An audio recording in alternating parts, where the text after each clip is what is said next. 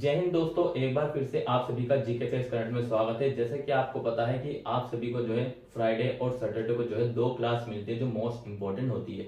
उम्मीद करता हूं कि आपने जो है फ्राइडे की क्लास देख ली होगी और आज है सैटरडे। आज मैं आपको जो है भगत सिंह के बारे में जानकारी दूंगा। देखिए, भगत सिंह एक भारतीय स्वतंत्र सेनानी एवं क्रांतिकारी थे।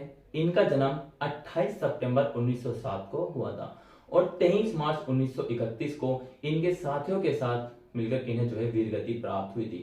भगत सिंह ने जो है चंद्रशेखर आजाद एवं उनकी पार्टी के सदस्यों के साथ मिलकर जो है एक ब्रिटिश शक्तिशाली सरकार का मुकाबला किया था।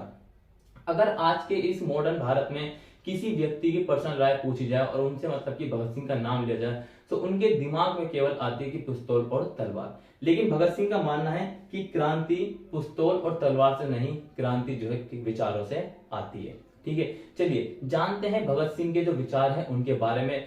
भगत सिंह वामपंथी विचारधारा को मानते थे और कार्ल मार्क्स और लेनिन के सिद्धांतों से भगत सिंह प्रभावित थे। भगत सिंह का मानना था कि कोई भी पूंजीपति या वो भारतीय हो या फिर ब्रिटिश हो, इनके द्वारा अगर किसी भी भारतीय मतलब कि गरीब का शोषण किया जाता है तो भगत सिंह उसका जो है कड़ा विरोध करते थे।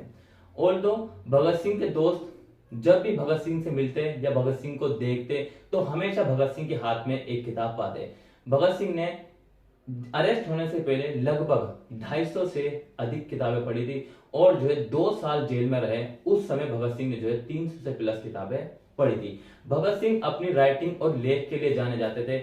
भगत सिंह के जो आर्टिकल हैं वो कीर्ति, अकाली और वीर अर्जुन और प्रताप जैसी मैगजीन में छापे जाते।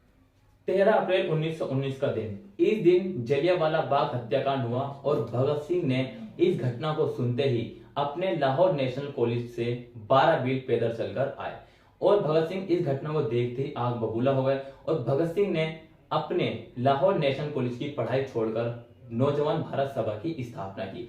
9 अगस्त 1919 को हुए काकोरी कांड के बाद 1928 में भगत सिंह ने अपनी पार्टी नौजवान भारत सभा को जो है चंद्रशेखर आजाद की पार्टी हिंदुस्तान रिपब्लिक एसोसिएशन के साथ मिला दिया और इस पार्टी को नया नाम दिया हिंदुस्तान सोशलिस्ट रिपब्लिक एसोसिएशन। अब 17 दिसंबर 1928 की दिन था। कितना दिन था? 17 दिसंबर 1928 शाम के 4:15 पे भगत सिंह के एक साथी राजगुरु के द्वारा ब्रिटिश अधिकारी की एक जिसका नाम था जेपी सैंडर्स की गोली मारकर हत्या कर दी जाती है। और इस घटना के तुरंत बाद 8 अप्रैल 1929 को भगत सिंह और बटुकेश्वर दत्त के द्वारा जो है दिल्ली की असेंबली में एक बम विस्फोटक किया जाता और बम विस्फोट के तुरंत बाद जो है पूरे हॉल में धुआं हो जाता है। और इस समय भगत सिंह चाहते तो भाग सकते थे लेकिन भगत सिंह ने ऐसा नहीं किया।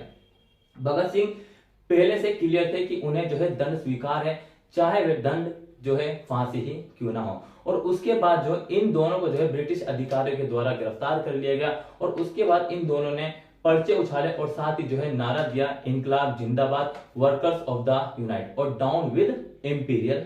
ठीक है, और इन दोनों को क्या किया गया? गिरफ्तार किया गया। 26 अगस्त 1930 को अदालत के द्वारा भगत सिंह को भारतीय संहिता की धारा 129, 302, बम विस्फोटक पदार्थ अधिनियम की धारा 4(6)(f) तथा आईपीसी की धारा 120 के तहत अपराधी घोषित किया जाता है। अदालत के द्वारा जो है भगत सिंह और उसके अन्य 2 साथियों को राजगुरु और सुखदेव इन तीनों को जो है 24 मार्च 1931 को फांसी पर चढ़ाने का आदेश दिया जाता है। लेकिन इन तीनों को जो है 23 मार्च 1931 को शाम के लगभग 7:33 पर फांसी दे दी जाती है। फांसी देने से पहले भगत सिंह जो है लेनिन की जीवनी पढ़ रहे होते हैं और उस समय जो है एक अधिकारी आता है, उनसे कहते हैं कि अब चलो तुम्हें फांसी दी जाएगी। भगत सिंह से उनकी आखिरी इच्छा पूछी जाती है और भगत सिंह कहते हैं कि मुझे जो है ये किताब पूरी करने का समय दिया जाए। और भगत सिंह जो है उस किताब को पूरा करते हैं और उसके बाद उस किताब को ऊपर की ओर उछालते हैं और कहते हैं चलो। और जब वो तीनों मतलब कि फांसी पर चढ़ने के लिए जाते हैं तो तीनों आपस में गले मिलते हैं और उसके बाद उन्हें फांसी दे दी। तो दोस्तों, मैंने अभी आपको बताया कि इन तीनों को जो है फांसी पर चढ़ा दिया जाता है। और इसके बाद जो है एक इंपॉर्टेंट पॉइंट की बात करता हूँ। आप ये अपने आप में मतलब कि सोचना कि क्या भगत सिंह ने ये जो सब किया था वो ठीक था या फिर नहीं। देखिए किसी भी देश के लिए अगर कोई भी व्यक्ति लड़ता अपने देश को आजादी दिलाने के लिए, तो मेरे विचार से वो किसी भी प्रकार से गलत नहीं है। लेकिन भगत सिंह को जो है कुछ लोगों की जो सोच है वो अभी भी जो है रूढ़िवादी जैसी बनाए हुए कि उन्होंने गलत किया। तो अगर आप कुछ नेताओं के बारे में भी जानेंगे, उनके बारे में मैं कहना नहीं चाह रहा, तो उनके द्वारा भी ये कहा गया कि भगत सिंह ने जो है गलत किया। लेकिन देखिए सोचिए अपने आप में पर्सनली सोचिए कि वो सिर्फ और सिर्फ उनका कहना था कि ये जो ब्रिटिश एक साम्राज्य था उसने वर्षों से चली आ रही, मतलब कि इतने सालों से हम पे कब्जा किया हुआ था, उसको सिर्फ उखाड़ने का उन्होंने मतलब की जिम्मेदारी उठाई थी। सभी ने उठाई थी, बहुत सारे लोग थे इसमें, चंद्रशेखर आजाद भी थे और राजगुरु थे और सुखदेव थे और जो है बटुकेश्वर दत्त भी थे और भी थे। देखिए किसी ने सच ही कहा है कि क्रांति और बदला सुधार जो है बूढ़े आदमी नहीं कर सकते, क्रांति और सुधार तो होते ही युवकों के लिए। जो आज जो युवक देख रहे हैं वो ये समझिए अपना जो समय है उसको व्यर्थ ना करिए, ठीक है। युवकों के लिए ही मतलब की क्रांति कर सकते हैं, क्योंकि उनके अंदर साहस, बलिदान और परिश्रम करने का जो है पूरी तरीके से हिम्मत होती है।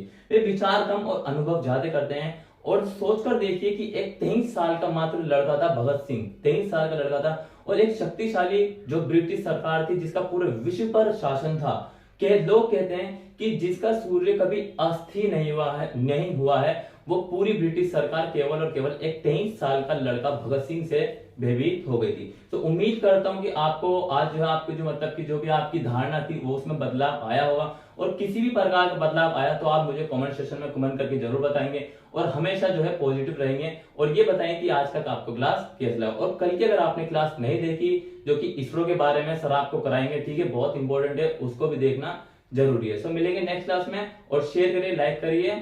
तब तक के लिए till then take care, all the best, have a nice day, thank you for watching video.